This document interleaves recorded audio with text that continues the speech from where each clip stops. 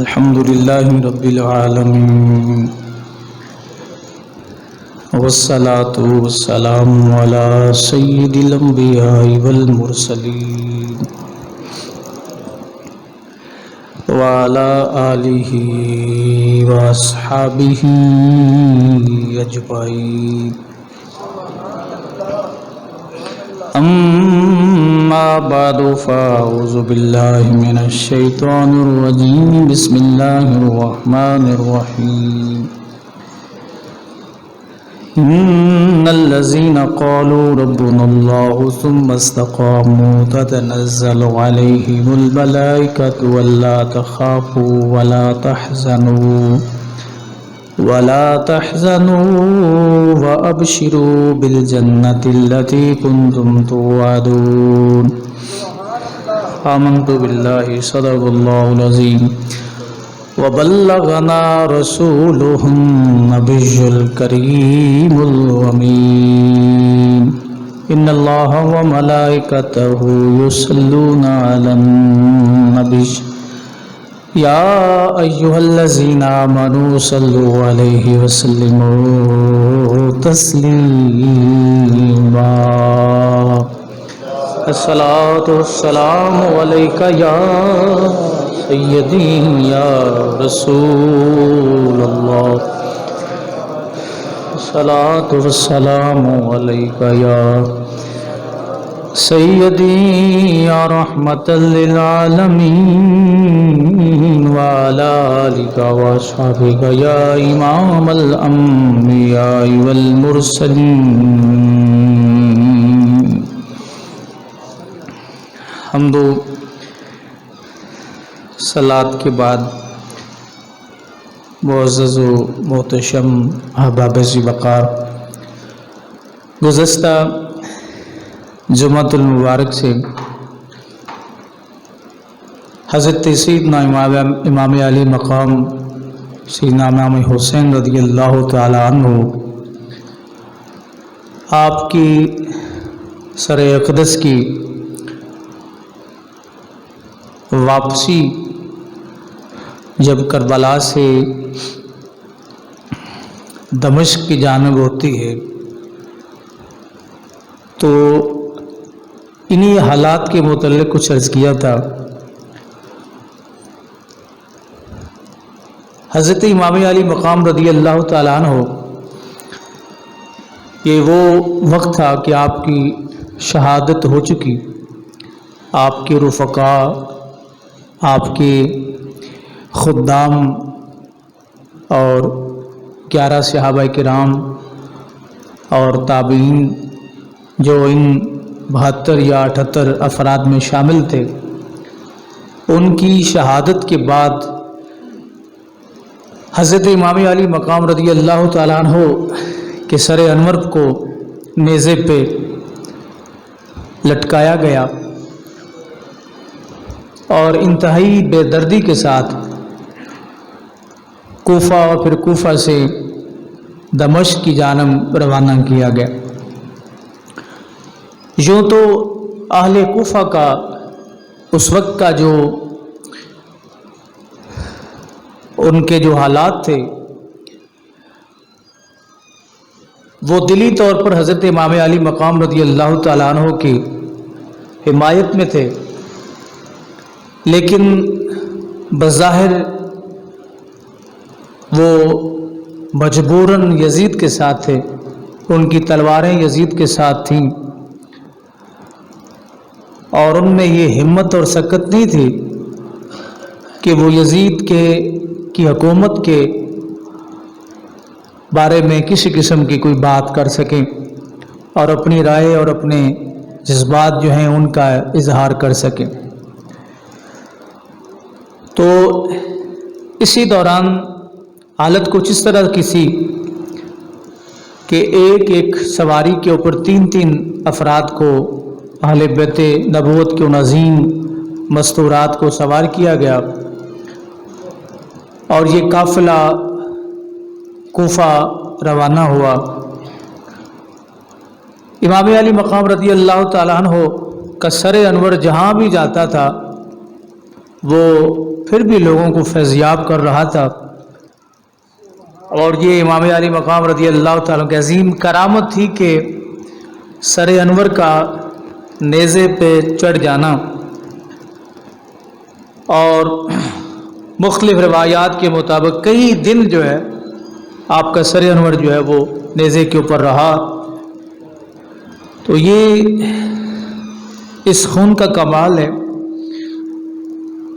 کہ 1 2 3 یا 4 دنوں کے بعد جسم جو ہے وہ خراب ہونا شروع ہو جاتا ہے، اور بالفرض اگر جسم زخمی ہو تو جلدی خراب ہو جاتا ہے، لیکن حضرت امام علی مقام رضی اللہ تعالی عنہ آپ کے سر انور پر، کٹے ہوئے سر پر مکھی بھی نہیں بیٹھی، کہ جو غلاظت جو ہے وہ جہاں پر بھی موجود ہوتی ہے، مکھی غلیظ مخلوق ہے، وہ آپ کے کٹے ہوئے سر پہ نہیں بیٹھی، اس لیے کہ یہ چیزیں آپ کو وراثت میں ملی تھیں۔ سرکار دو عالم صلی اللہ علیہ وسلم کے جسم انور پر مکھی کو بیٹھنے کی اجازت نہیں تھی، یعنی نبی کریم علیہ السلام کے جسم پر بھی آپ کی ظاہری حیات میں مکھی نہیں بیٹھی۔ امام علی مقام رضی اللہ تعالیٰ عنہ آپ کے جسم کٹے ہوئے سر مبارک میں مکھی نہیں بیٹھی، حالانکہ زخم کے اوپر بہت جلدی یہ مخلوق جو ہے وہ آ کے بیٹھ جاتی۔ سرکار دو عالم صلی اللہ علیہ وسلم کا جب وصال ہوا تھا تو آپ کا جسم انور جو ہے وہ بھی تقریباً 3 دن کے بعد دفنایا گیا۔ شریعت کا حکم کیا ہے کہ اگر کوئی شخص فوت ہو جائے تو جلد از جلد اس کی تجہیز، تکفین، تدفین کی جائے، لیکن حضور صلی اللہ علیہ وسلم آپ کو 3 دن بعد سوار، منگل اور بدھ کو جا کے آقا دو عالم صلی اللہ علیہ وسلم کے جسم انور کو قبر پاک میں رکھا گیا، اور 3 دن تک لوگ آتے تھے حضور علیہ السلام کو زیارت کرتے۔ وجہ یہ تھی، یہود نے یہ کہا تھا کہ ان کا جسم جو ہے ان کے وصال کے بعد جو ہے معاذ اللہ وہ اس میں کوئی نقص آئے گا، تو رب نے دکھایا کہ 3 دن، اور پھر گرمی کے دن تھے، یہ بھی ذہن نشین رہے۔ گرمی کے دنوں میں نبی کریم علیہ السلام کا وصال با کمال ہوا، اور آقا دو عالم صلی اللہ علیہ وسلم کے جسم انور کو 3 دن رکھا گیا۔ صحابہ کرام زیارت بھی کرتے رہے، اور رسول پاک صلی اللہ علیہ وسلم کا وہ عظیم جسم انور اس بات کا اعلان بھی کرتا رہا، انبیاء کو بھی اجل آنی ہے، بس اتنی کہ فقط آنی ہے، بعد اس کے ان کی حیات مثل سابق وہی جسمانی ہے۔ تو یہ چیزیں نسل در نسل جو ہیں وہ آگے چل رہی تھی، اور امام علی مقام رضی اللہ تعالیٰ عنہ آپ کے جسم میں بھی یہ چیزیں موجود تھیں، اور اس لٹے ہوئے قافلے میں، بلکہ کامیاب قافلے میں، در حقیقت بظاہر یہ بے سر و سامان تھے، بظاہر بے سر و سامان تھے، لیکن در حقیقت جو دولت ان کے پاس تھی، استقامت کی دولت، کامیابی کی دولت، کامرانی کی دولت، وہ یزید کے پاس نہ تھی، وہ اس بظاہر لٹے ہوئے قافلے کے پاس تھی، لیکن در حقیقت رب ذوالجلال نے اس قافلے کو وہ عطا فرما دیا تھا جو ایک ایمان والے کی عظمت اور شان ہوتی۔ اللہ قرآن میں اس بات کا اعلان فرماتا ہے، ان الذین قالوا ربنا اللہ ثم استقاموا، کہ وہ لوگ جو ایمان لائے اور استقامت اختیار کی انہوں نے، تو رب کائنات فرماتا ہے تتنزل علیہم الملائکہ، ان کی شان یہ کہ ان کی خدمت کے لیے اللہ کے فرشتے اترتے ہیں۔ اللہ تخافوا، یہاں پہ بات چھوڑی تھی، ولا تحزنوا، کہ انہیں نہ ہی خوف ہے نہ ہی حزن ہے۔ تو میں نے عرض کیا تھا کہ خوف اور حزن میں یہ فرق ہوتا ہے کہ خوف ایک ایسی چیز کو کہتے ہیں کہ جو آپ کو سخت ناپسند ہو، تو اس کے آنے کا خطرہ ہو، مثلا سیلاب اللہ محفوظ رکھے، حضور اسلام کی امت کو آج بھی کوئی دوست بتا رہے تھے کہ بڑا شدید ترین خطرہ ہے، اللہ اس آفت کو ٹالے، اور بظاہر ہے تو یہ ہمارے اعمال کی سزا۔ اللہ تعالیٰ اپنے بندوں کو معاف فرمائے، ہم یہی رب ذوالجلال کی بارگاہ میں عرض کر سکتے ہیں۔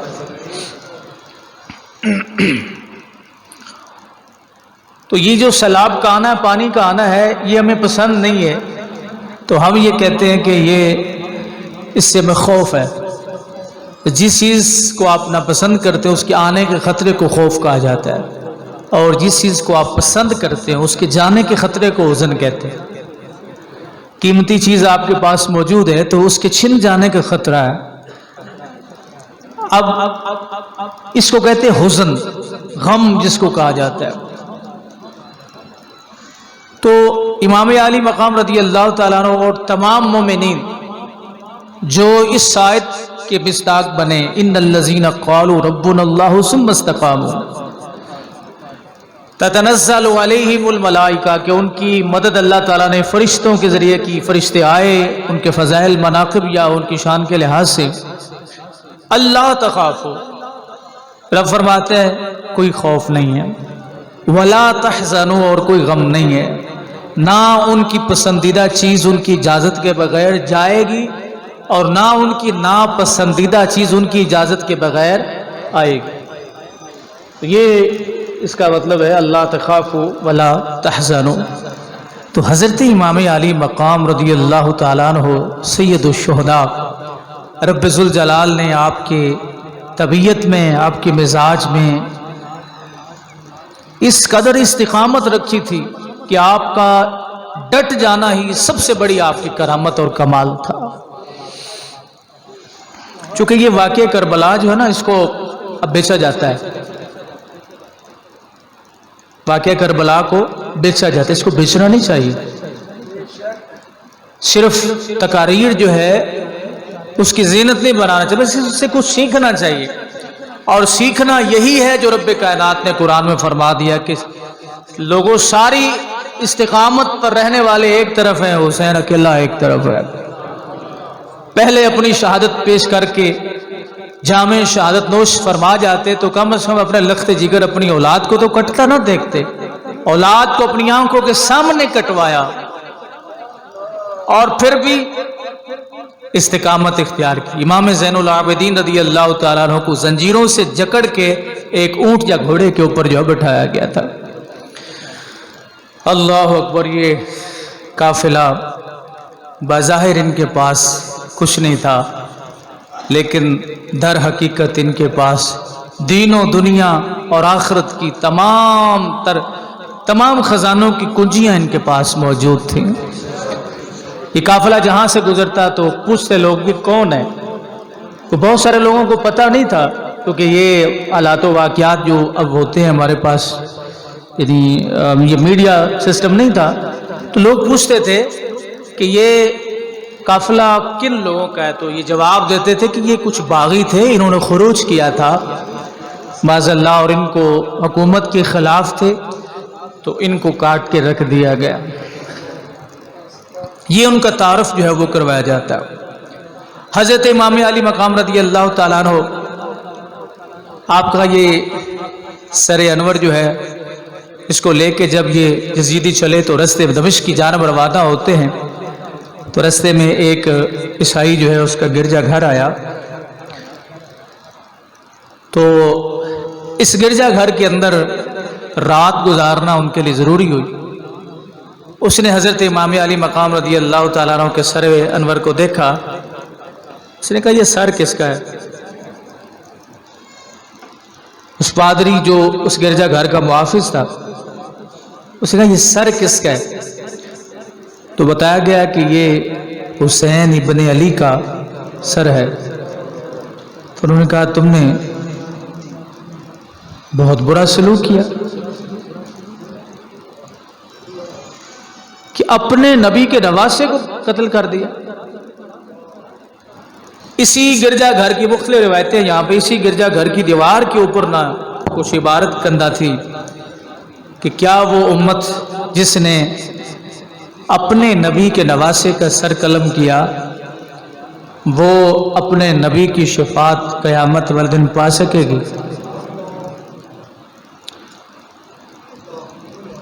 آج جتنا بھی آپ یزید کو بری کرنے کی درپے ہو جائیں، بری نہیں کیا جا سکتا۔ ابن زیاد نے یزید کے مر جانے کے بعد بھی یہ بات کہی تھی کہ اگر میں حسین کو قتل نہ کرتا تو یزید مجھے قتل کرواتا، اگر میں حسین کو قتل نہ کرتا تو یزید مجھے قتل کروا دے۔ اس طرح کے حالات ہے، یہ الفاظ ابن زیاد کے ہیں، روایتوں کے اندر موجود ہے۔ اللہ اکبر۔ رات وہاں پہ گزری تو یہ قافلہ دمشق کی جانب وہاں آگے روانہ ہوا، تو امام علی مقام رضی اللہ تعالیٰ عنہ کا یہ عظیم قافلہ جب گزر رہا تھا، ایک گلی سے ایک مکان جو ہے اس کی چھت کے اوپر ایک بندہ قرآن لے کے بیٹھا تھا، کٹا ہوا سر ہے، نہ جانے کتنے دن گزر چکے ہیں۔ تو وہ قرآن پڑھ رہا تھا۔ ظاہر ہے کہ نبی کریم نے السلام نے فرمایا تھا کہ قرآن میری اولاد سے جدا نہیں ہوگا، حتیٰ کہ جب حوض کوثر پر بھی آئیں گے حضور السلام نے فرمایا اس وقت بھی قرآن ان کے ساتھ ہوگا، قرآن ان کے ساتھ ہوگا، یہ قرآن کے ساتھ ہوگا۔ تو اس نے یہ آیت جو ہے وہ اصحاب کاف کا جو قصہ تھا یہ پڑھی۔ اب یہ کیسا موقع تھا کہ ادھر امام علی مقام کا وہ قافلہ آ گیا اور ادھر اس نے سورہ کاف کی تلاوت جو ہے وہ شروع کر رکھی تھی، تو یہ اس آیت پہ پہنچ چکا تھا۔ ابھی اس نے 8ویں آیت جو ہے وہ 9ویں آیت پڑھی تھی کہ امام علی مقام دور سنتے تو دور سے آ رہے تھے کہ وہ قرآن کی تلاوت جو ہے وہ کر رہا ہے، اور اس کی آواز جو ہے ظاہر ہے کہ گھر کی چھت کے اوپر بیٹھ کے اس وقت اتنا شور نہیں ہوتا تھا، قرآن کو پڑھتا تو اس کی آواز جو ہے وہ نیچے گلی وغیرہ میں سنائی دیا کرتی تھی۔ امام علی مقام اس کو سن رہے تھے، اس نے یہ کہا ام حسبت ان اصحاب الکہف والرقیم کانوا من آیاتنا عجبا، کہنے لگا ام حسبتا، کیا تم یہ گمان کرتے ہو یا تمہیں معلوم ہے انا اصحاب الکہف والرقیم، کہ اصحاب کاف وہ غار والے، وہ جنگل والے، کانو من آیاتنا عجبا، یہ رب اس میں یہ فرما رہا ہے کہ یہ ہماری ایک بہت بڑی نشانی ہے۔ اچھا، یہ آیت، اس آیت کا جواب دے رہے ہیں امام علی مقام، سر کٹا ہوا ہے۔ حسین کے ماننے والوں کو، اکثر ماننے والوں کو جو بہت زیادہ محبت میں بظاہر خود رفتہ ہوتے ہیں، قرآن نہیں آتا ہوتا، یہ سب سے بڑی علامت ہے ان لوگوں کی جو بظاہر اپنے آپ کو امام علی مقام رضی اللہ تعالیٰ عنہ کی محبت میں اپنے آپ کو فنا سمجھتے ہیں، اور صحابہ کرام کی بے ادبیاں کرتے ہیں۔ ان کی سب سے بڑی علامت یہ کہ قرآن انہیں نہیں آتا۔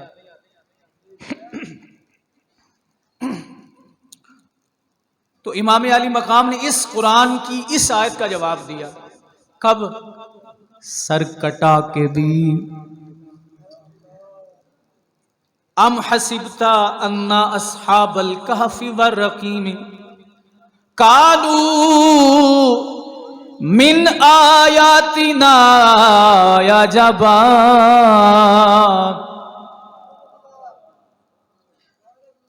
اصحاب کہف کا قصہ بڑا عجیب ہے. آپ کو یاد ہے یہ اصحاب کہف کون ہے؟ 7 بندے ہیں. کتنے جی؟ آپ ذرا کمبینیشن دیکھیے امام علی مقام کے ساتھ. کتنے بندے تھے؟ 7. دقیانوس بادشاہ نے انہیں کہا کہ بتوں کی پوجا کرو،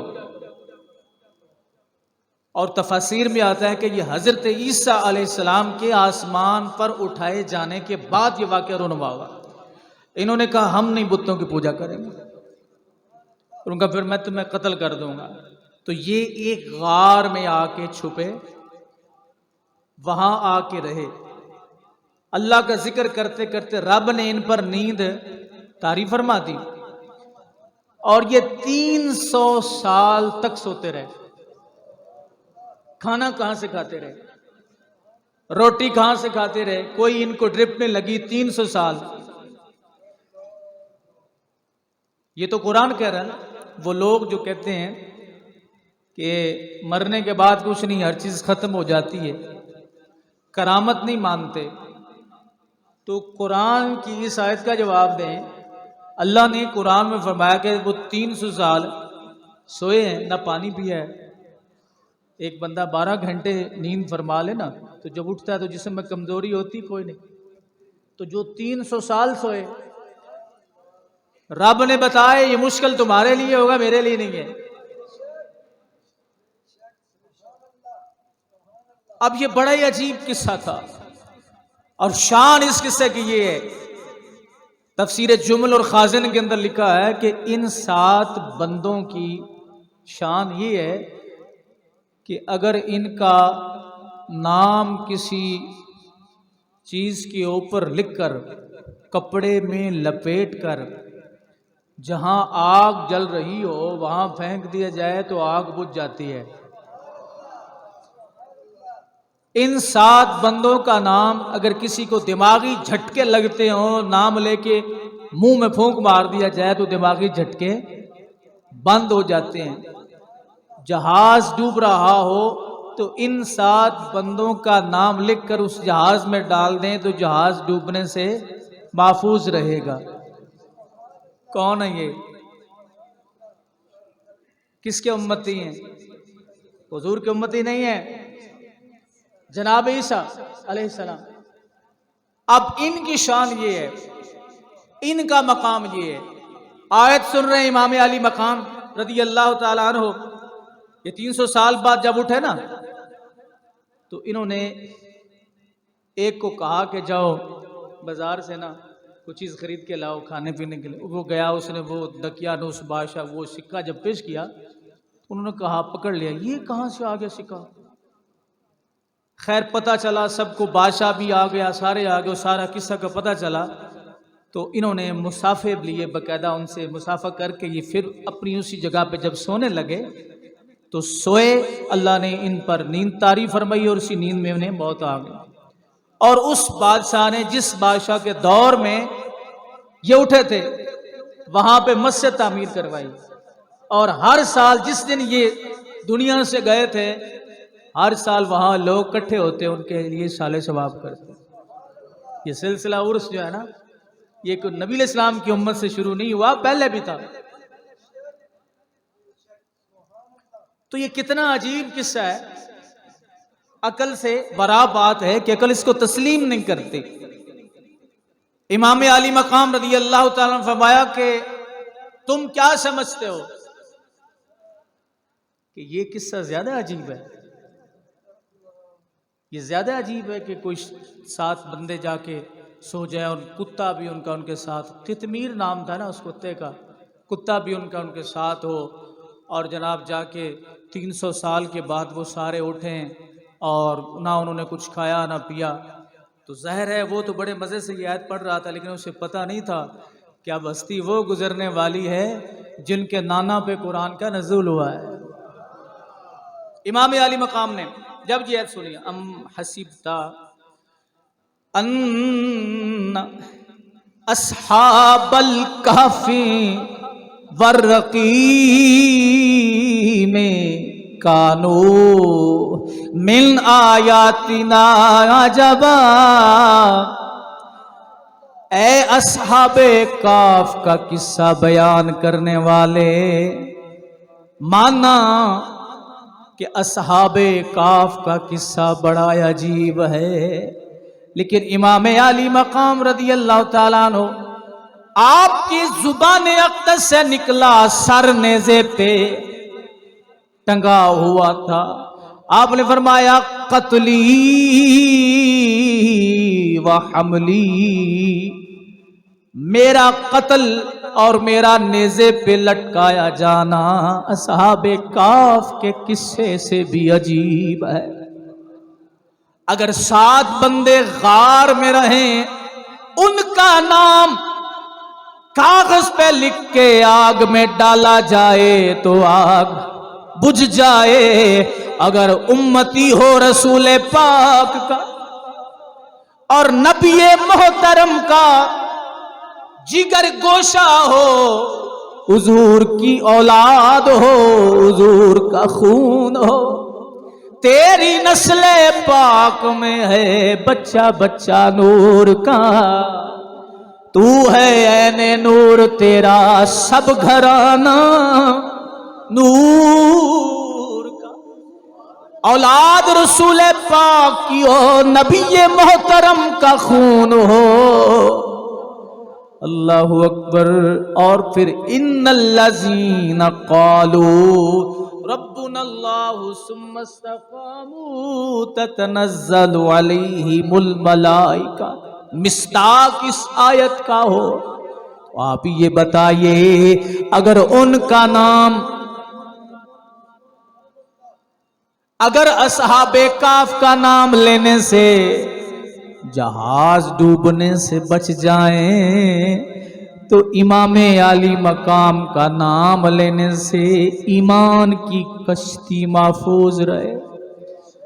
اے اصحاب کاف کا قصہ بیان کرنے والے، بات تیری بھی سچ ہے پر میرا قصہ اور عجیب ہے۔ اب یہ چلتا چلتا قافلہ یزید کے دربار میں پہنچا۔ امام علی مقام کے سر انور کو جب یزید کے دربار میں پیش کیا گیا، بکھلا گیا، پریشان ہو گیا۔ امام زین العابدین رضی اللہ تعالیٰ عنہ آپ کو بیڑیاں پہنائی ہوئی تھیں، آپ کو زنجیریں پہنائی ہوئی تھیں۔ بڑے دربار میں سیدہ طیبہ طاہرہ حضرت زینب رضی اللہ تعالی عنہا نے جو خطبہ دیا یزید کے دربار میں، سیدہ نے فرمایا تم ہی یہ بتاؤ ہم نے تمہارا بگاڑا کیا تھا۔ اب یزید منت سماجت کرنے لگا، امام زین العابدین سے کہنے لگا اب جو ہونا تھا سو ہو گیا، سو ہو گیا، آپ چھوڑیں، بس معاف فرمائیں، آپ شرطیں بتائیں۔ امام علی مقام نے جناب امام زین العابدین نے فرمایا 3 شرطیں ہیں میری، ہمارے اس قافلے کو مدینہ روانہ کیا جائے، پہنچایا جائے۔ دوسرے نمبر پر آپ نے فرمایا کہ مجھے خطبہ جمعے کا دینے کی اجازت دی جائے۔ تیسرے نمبر پر آپ نے فرمایا کہ میرے بابا کے قاتل میرے حوالے کیے جائیں۔ یزید کہنے لگا خطبہ بھی منظور ہے، مدینہ میں بھیجنا بھی منظور ہے، پر قاتلان حسین آج جو یزید کی وکالت کرتے ہیں، سوچیں وہ حاکم وقت تھا، اگر اس نے قتل نہیں کروایا تھا تو پکڑتا ان ظالموں کو، امام زین العابدین کو تلوار دیتا، کہتا کاٹو اس کا سر، جس نے امام علی مقام کو شہید کیا سر کاٹ ڈالا۔ لیکن لیتا بات کو آگے پیچھے کر گیا، کہتا آپ اس کو چھوڑیں۔ امام زین العابدین نے فرمایا اتنا ظلم نہ کر، مجھے یہ تو بتا میرے بابا کو قتل کس نے کیا؟ شمر کو بلایا گیا، ہاں بھی بتا تو نے قتل کیا؟ اس نے کہا میں نے قتل نہیں کیا. کس نے قتل کیا؟ یزید نے پوچھا. شمر بولا جس کو حسین سے خطرہ تھا. مجھے تو خطرہ نہیں تھا، خطرہ جس کو تھا حسین کو، اس نے شہید کروایا. آج کرتے ہیں نا بڑی وکالت، نہیں یزید کا اس میں قصور نہیں، وہ رحمت اللہ علیہ ہے، وہ رضی اللہ تعالی، اس کا کوئی ایک جرم ہے. اگر ایک جرم امام علی مقام والا ہوتا تو اور بات، اس کے تو ہزاروں جرم ہیں. وہ شخص جو کعبہ شریف کے غلاف کو آگ لگوائے، وہ شخص جو کعبہ شریف حرم پاک کے اندر گندگی پھینکوائے اور پتھر برسائے، وہ شخص جس نے رسول کریم علیہ السلام کی اس عظیم مسجد نبوی شریف میں 3 دن تک نماز نہیں ہونے دی، اور حضور اکرم صلی اللہ علیہ وسلم کے روزہ انور کے ارد گرد گھوڑے باندھے 3 دن. آپ کی سوچ کدھر چلی جاتی ہے؟ آپ اسے رضی اللہ تعالیٰ عنہ کہہ رہے ہیں؟ کیا اس نے رسول پاک علیہ السلام کو دیکھا تھا؟ اتنے بڑے متعدد سینکڑوں صحابہ کرام رضوان اللہ علیہ مجمعین کو شہید کروایا، اس کا کوئی ایک جرم تھا؟ امام علی مقام امام زین العابدین رضی اللہ تعالیٰ عنہ فرمایا کہ میرے بابا کے قاتل جو میرے حوالے کر دیے جائیں، تو اس نے کہا نہیں، یہ نہیں ہو سکتا، باقی دونوں کام کر دیتا. اللہ اکبر. امام زین العابدین اس طرح ممبر کی جانب دیکھا، ممبر کی جانب دیکھا. یزید تو قابض تھا نا، ممبر تو ان کا تھا. دیکھا جب ممبر کی جانب، جمعے کی نماز کا وقت، جس دن شہید ہوئے اس دن بھی جمعہ، اور دربار یزید میں جب یہ قافلہ پہنچا تو وقت کیا ہے؟ جمعے کا. یہ عجیب بات ہے، دمشق یا دمشق کی جامع مسجد کا امام خطیب کون تھا؟ نہیں سمجھ؟ یزید. تو اس کے نام کے ساتھ یہ بھی لگتا ہوگا حضرت علامہ مولانا، لگتا ہوگا کوئی نہیں. ادھر دیکھیں میدان کربلا میں ابن زیاد یہ کہہ رہا ہے کہ اپنی فوج سے کہ جلدی کرو، حسین کو شہید کرو، قتل کرو، اور ہم نے نماز جمعہ ادا کرنی. ادھر دمشق کی جامع مسجد ہے، اس کا خطیب وہ یزید ہے، وہاں پہ نماز جمعہ کا خطبہ دیتا ہے، لوگ اس کے پیچھے نماز پڑھتے ہیں. تو بھی اللہ کے گھر میں خطیب وہی ہوتا ہے نا جو اللہ کو منظور ہوتا، دوسرا تو نہیں ہو سکتا، پکی بات ہے. یہ کیا قبضہ تھا اس کا، پرلے درجے کا شرابی جو رسول پاک صلی اللہ علیہ وسلم کے مصلی پہ کھڑا تھا، لوگ اس کے پیچھے نمازیں پڑھتے ہیں، اس کو خطیب کہہ رہے ہیں. حضرت امام زین العابدین رضی اللہ تعالیٰ نے ممبر کی جانب دیکھا، اس نے کہا آپ کو اجازت ہے. ظاہر اب سیاسی چال بھی چلنی تھی. حضرت امام علی مقام امام زین العابدین رضی اللہ تعالیٰ عنہ ممبر پہ کھڑے ہو گئے اور آپ نے خطبہ ارشاد فرمانا شروع کر دیا. فضائل اہل بیت بیان کیے. لوگوں، کیا تم نے اپنی آنکھوں سے نہیں دیکھا تھا کہ میرے بابا کو رسول پاک صلی اللہ علیہ وسلم ان کے ہونٹوں کو چوما کرتے، میرے آقا کریم، میرے نانا، میرے بابا کو اپنی گود میں بٹھاتے تھے، ان سے محبت فرماتے تھے. جب وہ مسجد میں آتے، سارے فضائل آپ نے وہاں پہ جب بیان کیے نا تو حالات بدل گئے. لوگوں کے چہرے جو ہے نا وہ یزید کے خلاف، لوگوں کے چہروں پر تاثر جو وہ تبدیل ہوا. جب تاثر تبدیل ہوا تو یزید نے چپکے سے مؤذن کو اشارہ کیا، اذان پڑھو. اذان پڑھو. کیوں؟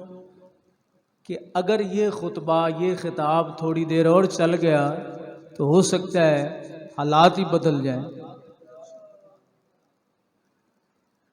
یہ لوگ آج جو میرے سامنے بیٹھے ہیں ہو سکتا ہے یہ سارے کے سارے یزید کو ڈر پڑ گیا کہ یہ میرے مخالف ہو جائیں گے. اس نے تھوڑا سا اشارہ کیا اس کو مؤذن کو اذان کو. مؤذن نے پڑھا اللہ اکبر اللہ اکبر.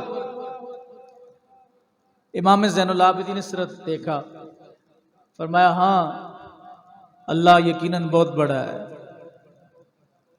اس نے کہا اشہد ان لا الہ الا اللہ. کہا تم نے گواہی زبان سے دی ہے, ہم نے خون سے دی ہے.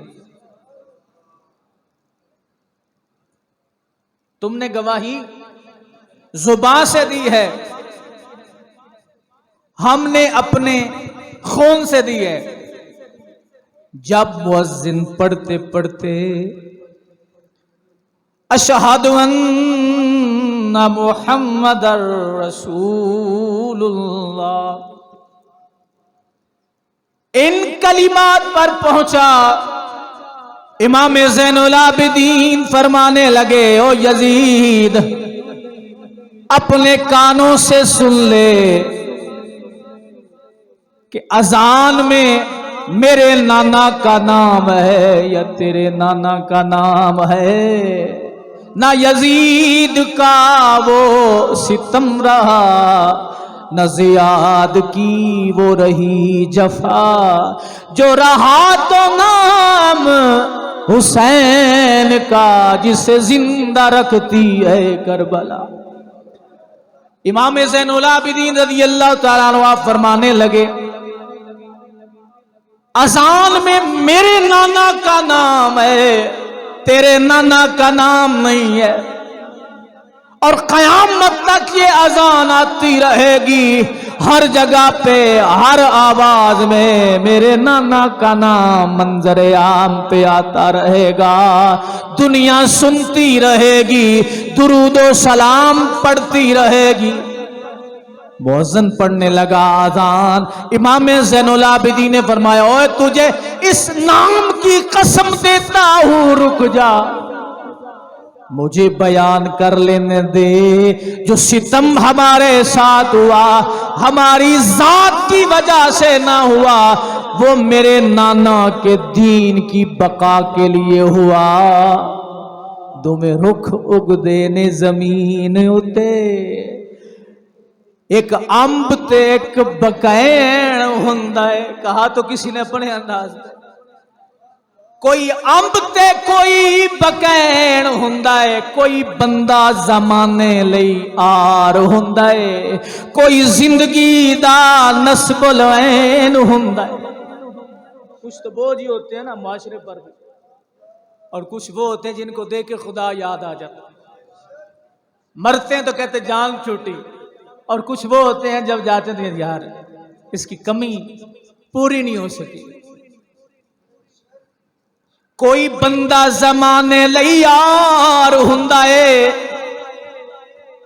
کوئی زندگی دا نسب العین ہوندا ہے, جس کو دیکھ کے لوگ اپنی غلط راہوں کو سیدھا کر لیتے ہیں, بدل لیتے ہیں. کوئی زندگی دا نسب العین ہوندا ہے, کوئی دکھ ہوندا سر تو پیر تکر, سر تو پیر تکر سراپا ہے دکھ, ہر کسی کو دکھ دینے والا. کوئی دکھ دیندا یا دکھ ہوندا سر تو پیر تکر, سر تو پیر تکر کوئی چین ہوندا. جیڑا تخت بچاوے او یزید ہوندا ہے, جیڑا دین بچاوے او حسین ہوندا. جیڑا تخت بچاوے او یزید ہوندا ہے, او جیڑا دین بچاوے او حسین ہوندا ہے. امام زین العابدین نے فرمایا ہماری جانیں لٹ گئی غم کوئی نہیں, اس پہ فخر کر رہے ہیں. کل جب دنیا کے سامنے ہمارا نام آئے گا تو بات یہی آئے گی منظر عام پر کہ ہم نے تخت نہیں بچایا، ہم نے دین بچایا۔ سر نیزے پہ میرے بابا کا ٹنگا ہوا ہے جو اعلان کر رہا ہے او جیڑا تخت بچاوے او یزید ہوندا ہے، جیڑا دین بچاوے او حسین۔ امام زین العابدین رضی اللہ تعالیٰ عنہ آپ نے یہ عظیم خطبہ جب ارشاد فرمایا، حالات بدلے، واقعات بدلے، معاملات بدلے، اب یزید پریشان، اس نے بولا پڑھ اذان کیوں نہیں پڑھتا، نماز جمعہ کو لیٹ ہو رہی ہے۔ مؤذن کہتا ہے اب نہیں مانتا، نہیں پڑھوں گا تو یہ قتل کر دے گا۔ اور جب مؤذن کی نظر پڑتی نا زین العابدین کے چہرے پہ، ہائے ہائے ہائے، امام زین العابدین کا یہ قافلہ جب مدینہ پہنچا نا تو آپ کی ساری داڑھی شریف سفید ہو چکی تھی۔ عمر کتنی تھی؟ 16 یا 17 سال۔ ساری داڑھی شریف سفید ہو چکی تھی۔ اپنی آنکھوں کے سامنے، کیونکہ آپ ابھی بچے تھے، اپنی آنکھوں کے سامنے پورا خاندان کو کٹتے ہوئے دیکھا، لیکن ڈرے نہیں، جو آخری وقت میں بھی اپنے بابا سے کہہ رہے ہیں کہ مجھے بھی اجازت دیجیے کہ میں بھی اپنا سر جو ہے وہ تن سے جدا کروا لوں۔ تو حضرت ذی وقار اس پورے واقعہ کربلا سے ہمیں جو سبق ملتا ہے کہ یزیدی آج بھی ہے، جو خصلتیں، جو صفات یزید کے اندر تھیں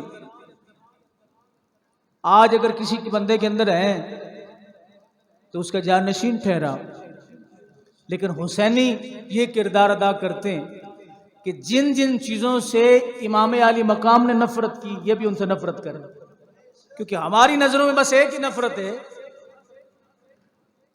اس کو ہی محب آل بیت بولو جو صحابہ کا بغض اپنے دل میں رکھتا ہو۔ حضرت امام زین اللہ، حضرت امام حسین کے دل میں صحابہ کا بغض تھا؟ ان کی یزید کے ساتھ لڑائی کیا تھی؟ سب سے پہلا آپ کا جو مطالبہ تھا وہ یہ تھا کہ یہ نماز کی پابندی نہیں کرتا میں بیعت نہیں کروں گا۔ کبھی آپ نے بھی یہ سوچا ہے کہ فلاں پیر صاحب نماز کی پابندی نہیں کرتے، ہم اس کے قریب نہیں جائیں گے؟ ہم کہتے کوئی بات نہیں، سید پاک جو ہے میں نے اپنی آنکھوں سے دیکھا ہے، جاہل قسم کے اور بد عقیدہ لوگوں کے ہاتھوں کو نہ چوما کرو۔ اکیلا نسب فائدہ نہیں دیتا، عقیدہ درست ہو تو نسب فائدہ دیتا ہے۔ ابو لہب کون تھا؟ حضور کا چچا، تو حضور کا نسب ابو لہب کو فائدہ دے سکا؟ کیوں؟ بد عقیدہ تھا۔ اس لیے گدھے اور گھوڑے کی پہچان رکھو، جو نماز نہ پڑھے، شریعت مصطفیٰ کا پابند نہ ہو، اس کے ہاتھ پہ بیعت نہ کرنا یہ امام علی مقام کی سنت ہے، اور اس کے ہاتھ پہ بیعت کر لینا یہ یزیدیوں کا طریقہ ہے۔ 4 من کے کڑے ہاتھوں میں ڈالے ہوئے ہوں اور آپ ان کے ہاتھ چوم رہے ہوں، آپ کے اندر کوئی ایمان ہے؟ کوئی نہیں۔ پتہ نہیں رسول پاک صلی اللہ علیہ وسلم فرمایا جس کے ہاتھ میں لوہے کا کڑا ہو، انہوں نے فرمایا یہ جہنمیوں کی نشانی اور علامت ہے۔ اللہ نے دنیا میں انہیں پہنوا دی کہ پتہ چلتا رہے کہ تم پکے جہنمی ہو۔ لوگوں کی عادات کو خراب نہ کریں، اور اس پورے واقعہ کربلا میں یزید کے کردار کو اپنے سامنے رکھیں کہ جو جو خصلتیں اس کے اندر تھیں، جس بندے میں وہ ہیں، ہم اندھی عقیدت سے ہاتھ نہیں چومیں گے، اندھی عقیدت سے احترام نہیں کریں گے۔ اگر حسین کے راستے پر ہے تو ہمارے سر کا تاج ہے، اگر حسین کے راستے پر نہیں ہے تو اپنے آپ کو علامہ کہے، اپنے آپ کو سید کہے، جو مرضی کہے، اپنے آپ کو جو مرضی کہتا رہے، ہم قطعاً اس کو ماننے کے لیے تیار نہیں۔ حضرت ذی وقار امام علی مقام نے آخری وقت میں بھی تلاوت قرآن سر کٹ جانے کے بعد بھی آپ کے سر انور، کیونکہ آپ کا طریقہ کار تھا 11 سپارے قرآن کی روزانہ تلاوت کیا کرتے تھے اپنے ذہن میں۔ آج جو ہمارے ملک پاکستان، پوری دنیا کے جو حالات بنا بھی حال ہی میں جڑاں والے میں آپ نے دیکھا، اب نہ جانے اس واقعے کی حقیقت کیا ہے، اس کی حقیقت کیا ہے۔ اگر جان بوجھ کے اس خبیث آدمی نے یہ کام کیا ہے تو ہم پرزور احتجاج کرتے ہیں حکومت پاکستان سے کہ حالات خراب آپ کرتے ہیں۔ اگر اس شخص نے، کیونکہ ہمارے ملک میں نا سزاؤں کا سلسلہ کوئی نہیں، کوئی شخص اگر قرآن کی توہین کرے، رسول پاک کی توہین کرے، تو جب تک عوام شور نہ مچائے آپ تو گرفتار ہی نہیں کرتے اسے، ایسے بات ہے کوئی نہیں۔ لیکن اس کا مطلب یہ بھی نہیں ہوتا کہ پھر یہ جو آگ چلتی ہے نا، اس آگ میں پھر کئی بے گناہ بھی مارے جاتے ہیں۔ اگر اس نے جان بوجھ کے ایسا کیا ہے اور حقیقت بھی یہی ہے تو ملک حکومت پاکستان سے، پتہ نہیں حکومت کون سی ہے، ہمیں تو یہ بھی پتہ کوئی نہیں، ہر تیسرے دن حکومت بدلی ہوتی ہے۔ حکومت پاکستان سے ہم یہ پرزور اپیل کرتے ہیں کہ اس شخص کو سزا دی جائے تاکہ حالات خراب نہ ہو، ورنہ یہ آگ پھر جنگل کی طرح پھیل جائے گی، اس کو کنٹرول کرنا مشکل ہوگا۔ اور یہ جو پوری دنیا میں قرآن شریف کی گستاخیاں ہو رہی ہیں، قرآن کی بے ادبیاں ہو رہی ہیں نا، اس کا ایک بہترین طریقہ میں بھی آپ کو عرض کر دوں کہ اس قرآن سے محبت کرتے ہوئے اپنے ایک بیٹے کو قرآن حفظ کروا دو۔ چلو ہم یہ تو کر سکتے، ہمارے اختیار میں ہے کوئی نہیں، اپنے ایک بیٹے کو قرآن حفظ کروا کے جس پہ لاکھوں اور ہزاروں کروڑوں روپے آپ خرچ کرتے ہو، ایک بیٹے کو بطور احتجاج چلیں، ثواب تو مل ہی جائے گا نا۔ یہ رکھے نا بندہ وہ کیا کہتے ہیں روشن دان، اذان کی آواز کے لیے تو آواز ہو ہی جاتی ہے، ثواب بھی مل جائے گا اور یہ بدلہ ہم اس طرح لیں۔ یہ بہترین اور پرامن طریقہ ہے۔ جو اپنے بیٹے کے لیے سوچ چکے ہیں میرا بیٹا ڈاکٹر بنے یا انجینئر بنے، وہ یہ بھی سوچ لیں ساتھ کہ میں نے اپنے بیٹے کو قرآن حفظ کروانا ہے۔ وعدہ کرتے ہیں نہیں؟ اللہ تعالی ہم سب کو ملک کی توفیق بخشے۔ وآخر دعوانا الحمدللہ رب العالمین۔